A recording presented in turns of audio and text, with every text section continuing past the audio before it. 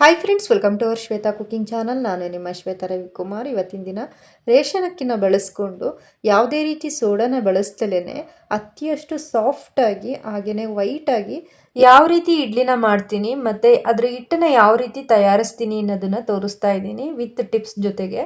ಮೊದಲಿಗೆ ಹೇಳೋದಾದರೆ ಎಲ್ಲ ಅಳತೆ ಪ್ರಕಾರನೇ ತಗೋಬೇಕು. ಇಲ್ಲಿ ನಾನು ಎಲ್ಲ ಅಳತೆ ಪ್ರಕಾರನೇ ತಗೊಂಡಿದ್ದೀನಿ.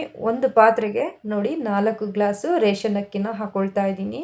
ಇದು ಎಲ್ಲ ರೇಷನ್ ಅಂಗಡಿಗಳಲ್ಲೂ ಸಿಗುತ್ತೆ ರೇಷನ್ ಅಕ್ಕಿ. ಮತ್ತು ಯಾವ ಗ್ಲಾಸಲ್ಲಿ ನಾನು ರೇಷನ್ ಅಕ್ಕಿನ ತೊಗೊಂಡಿದ್ದೀನಿ ಅದೇ ಗ್ಲಾಸಲ್ಲಿ ಉದ್ದಿನ ಬೇಳೆನ ತಗೊಳ್ತಾ ಇದ್ದೀನಿ. 4 ಗ್ಲಾಸು ಅಕ್ಕಿಗೆ 1 ಗ್ಲಾಸು ಉದ್ದಿನ ಬೇಳೆನ ತೊಗೊಂಡಿದ್ದೀನಿ. ಜೊತೆಗೆ 3/4 ಗ್ಲಾಸು ಸಬ್ಬಕ್ಕಿನ ತೊಗೊಂಡಿದ್ದೀನಿ. ನೋಡಿ, 4 ಗ್ಲಾಸ್ ಅಕ್ಕಿಗೆ 1 ಗ್ಲಾಸು ಉದ್ದಿನ ಬೇಳೆ ತೊಗೊಂಡಿದ್ದೀನಿ, 3/4 ಗ್ಲಾಸು ಸಬ್ಬಕ್ಕಿನ ತೊಗೊಂಡಿದ್ದೀನಿ. ಇದೇ ರೀತಿ ಅಳತೆ ಪ್ರಕಾರನೇ ತಗೋಬೇಕು. ಆವಾಗ ಕರೆಕ್ಟಾಗಿ ನೀವು ಸಾಫ್ಟಾಗಿ ಇಡ್ಲಿನ ಮಾಡ್ಕೋಬಹುದು. ಇವಾಗ ಇದನ್ನು ಒಂದು 5-6 ಸಲ ಚೆನ್ನಾಗಿ ನೀರಿನಲ್ಲಿ ತೊಳೆದು ಇಟ್ಕೊಂಡಿದ್ದೀನಿ. ಯಾಕಂದರೆ ರೇಷನ್ ಅಕ್ಕಿ ಆಗಿರೋದ್ರಿಂದ ಅದಕ್ಕೆ ಪೌಡ್ರ್ ಹಾಕಿಟ್ಟಿರ್ತಾರೆ. ಹಾಗಾಗಿ ನಮಗೆ ಇಡ್ಲಿ ವೈಟಾಗಿ ಬರಬೇಕು ಅಂದರೆ ಚೆನ್ನಾಗಿ ಒಂದು 5-6 ಸಲ ತೊಳೆದು ಇಟ್ಕೋಬೇಕು. ಆನಂತರ ಅಕ್ಕಿ ಮುಳುಗುವಷ್ಟು ನೀರನ್ನ ಹಾಕಿ ಒಂದು 8 ಅವರ್ಸು ನೆನೆಸಿ ಇಟ್ಕೊಂಡಿದ್ದೀನಿ. ನೋಡಿ ಎಷ್ಟು ಸಾಫ್ಟಾಗಿ ಅಕ್ಕಿ, ಉದ್ದಿನಬೇಳೆ, ಸಬ್ಬಕ್ಕಿ ಎಲ್ಲ ನೆಂದಿದೆ. ಈ ರೀತಿ ಚೆನ್ನಾಗಿ ನೆನೆಸ್ಬೇಕು. ಒಂದು 8 ಅವರು ಅಕ್ಕಿ, ಉದ್ದಿನಬೇಳೆ, ಸಬ್ಬಕ್ಕಿ ಎಲ್ಲ ಚೆನ್ನಾಗಿ ನೆಂದ ನಂತರ ಈ ರೀತಿ ಮಿಕ್ಸಿ ಜಾರ್ಗೆ ಹಾಕ್ಕೊಂಡು ಸ್ವಲ್ಪ ನೀರನ್ನ ಹಾಕ್ಕೊಂಡು ನುಣ್ಣಗೆ ಗ್ರೈಂಡ್ ಮಾಡ್ಕೊಳ್ಬೇಕು. ನೋಡಿ, ಈ ರೀತಿ ಚೆನ್ನಾಗಿ ನುಣ್ಣಗೆ ಗ್ರೈಂಡ್ ಮಾಡ್ಕೊಳ್ಬೇಕು. ನೋಡ್ತಾ ಇರ್ಬೋದು ಎಷ್ಟು ಸಾಫ್ಟಾಗಿ ಗ್ರೈಂಡ್ ಮಾಡ್ಕೊಂಡಿದ್ದೀನಿ ಅಂತ.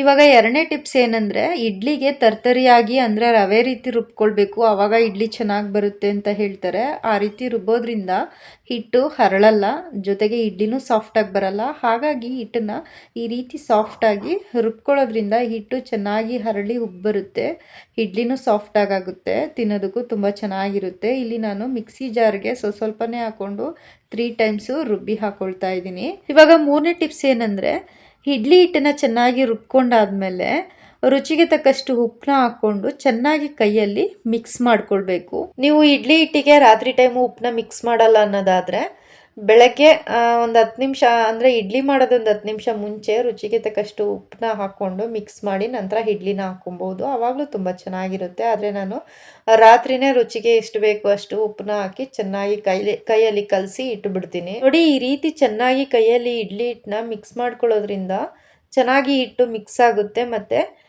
ಇಡ್ಲಿ ಹಿಟ್ಟು ಹರಳೋದಕ್ಕೆ ತುಂಬ ಸಹಾಯ ಆಗುತ್ತೆ. ಇವಾಗ ನೆಕ್ಸ್ಟು 4ನೇ ಟಿಪ್ಸ್ ಏನಂದರೆ, ಈಗ ಚಳಿಗಾಲ ಆಗಿರೋದ್ರಿಂದ ಎಷ್ಟೇ ಅಳತೆ ಪ್ರಕಾರ ತಗೊಂಡು ಎಷ್ಟೇ ಚೆನ್ನಾಗಿ ರುಬ್ಬಿದ್ರೂ ಇಡ್ಲಿ ಹಿಟ್ಟು ಹರಳಲ್ಲ ಮತ್ತು ಇಡ್ಲಿ ಸಾಫ್ಟಾಗಿ ಬರಲ್ಲ ಅಂತ ಹೇಳ್ತಾರೆ. ಮತ್ತು ಸೋಡಾ ಹಾಕಿದ್ರೂ ಸಾಫ್ಟಾಗಿ ಬರಲ್ಲ ಅಂತ ಹೇಳ್ತಾರೆ. ನೋಡಿ, ಈ ರೀತಿ ಟಿಪ್ಸ್ನ ಫಾಲೋ ಮಾಡಿ. ಖಂಡಿತ ನೀವೇನು ಸೋಡಾ ಹಾಕೋ ಹಂಗೆ ಇಲ್ಲ, ಇಡ್ಲಿ ಹಿಟ್ಟು ಚೆನ್ನಾಗಿ ಉಬ್ಬಿ ಬರುತ್ತೆ. ಇಡ್ಲಿ ಹಿಟ್ಟನ್ನು ಚೆನ್ನಾಗಿ ರುಬ್ಬಿದ ನಂತರ ಒಂದು ಮಂದಕ್ಕಿರೋವಂಥ ಪಾತ್ರೆಗೆ ಹಾಕಿ ಕೈಯಲ್ಲಿ ಚೆನ್ನಾಗಿ ಮಿಕ್ಸ್ ಮಾಡಿದ ನಂತರ ಒಂದು ಪ್ಲೇಟ್ನ ಮುಚ್ಚಿ ಅದ್ರ ಮೇಲೆ ಒಂದು ವೆಯ್ಟ್ ಆಗಿರೋವಂಥ ಕಲ್ಲನ್ನ ಇಟ್ಟು ಬೆಚ್ಚಗಿರೋ ಜಾಗದಲ್ಲಿ ಇಟ್ಟರೆ ಇಡ್ಲಿ ಹಿಟ್ಟು ಚೆನ್ನಾಗಿ ಹರಳಿ ಉಬ್ಬಿ ಬಂದಿರುತ್ತೆ. ಯಾವುದೇ ರೀತಿ ಸೋಡಾನ ಹಾಕೋ ಹಾಗೆ ಇಲ್ಲ.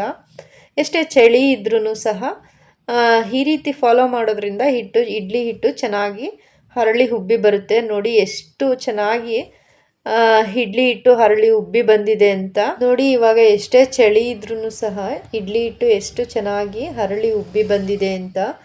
ಈ ರೀತಿ ಚೆನ್ನಾಗಿ ಇಡ್ಲಿ ಹಿಟ್ಟು ಹರಳೋದ್ರಿಂದ ಇಡ್ಲಿ ಸಾಫ್ಟಾಗಿ ಬರುತ್ತೆ. ಹಾಗಾಗಿ ಈ ಟಿಪ್ಸ್ನ ಫಾಲೋ ಮಾಡಿ. ಖಂಡಿತ ಇದು ನಿಮಗೆ ವರ್ಕ್ ಆಗುತ್ತೆ. ನೋಡಿ, ಇಲ್ಲಿ ನಾನು ಯಾವುದೇ ರೀತಿ ಅಡುಗೆ ಸೋಡಾನ ಬಳಸಿಲ್ಲ, ಆದ್ರೂ ಎಷ್ಟು ಚೆನ್ನಾಗಿ ಇಡ್ಲಿ ಹಿಟ್ಟು ಹರಳಿ ಚೆನ್ನಾಗಿ ಬಂದಿದೆ ಅಂತ.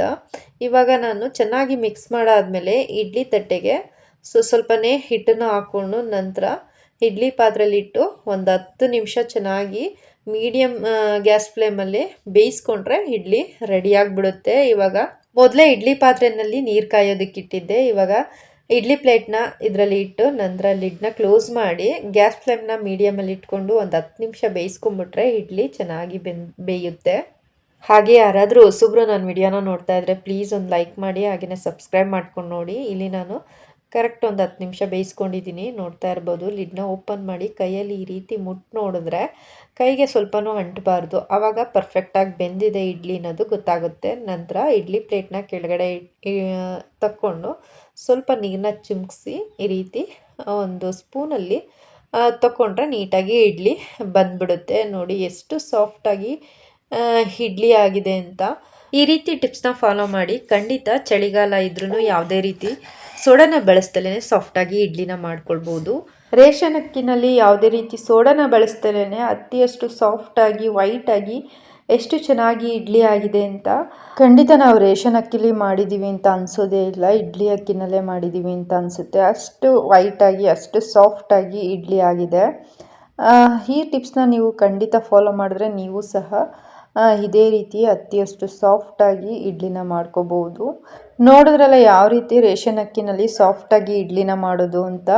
ಈ ವಿಡಿಯೋ ನಿಮಗೆ ಇಷ್ಟವಾದಲ್ಲಿ ಪ್ಲೀಸ್ ಒಂದು ಲೈಕ್ ಮಾಡಿ, ಶೇರ್ ಮಾಡಿ, ಕಮೆಂಟ್ ಮಾಡಿ, ಸಬ್ಸ್ಕ್ರೈಬ್ ಮಾಡ್ಕೊಳ್ಳಿ. ಪಕ್ಕದಲ್ಲೇ ಇರುವಂಥ ಬೆಲ್ಲೈಕನ್ನ ಕ್ಲಿಕ್ ಮಾಡಿ ಹಾಲ್ ಅನ್ನೋ ಬಟನ್ನ ಪ್ರೆಸ್ ಮಾಡಿದ್ರೆ ನಾನು ಹಾಕುವಂಥ ವಿಡಿಯೋ ಎಲ್ಲ ನಿಮಗೆ ನೋಟಿಫಿಕೇಷನಲ್ಲಿ ಬರುತ್ತೆ. ಆವಾಗ ನನ್ನ ವಿಡಿಯೋನ ನೀವು ನೋಡ್ಬೋದು. ಈ ವಿಡಿಯೋ ನೋಡಿದ್ದಕ್ಕಾಗಿ ತಮ್ಮೆಲ್ಲರಿಗೂ ಧನ್ಯವಾದಗಳು.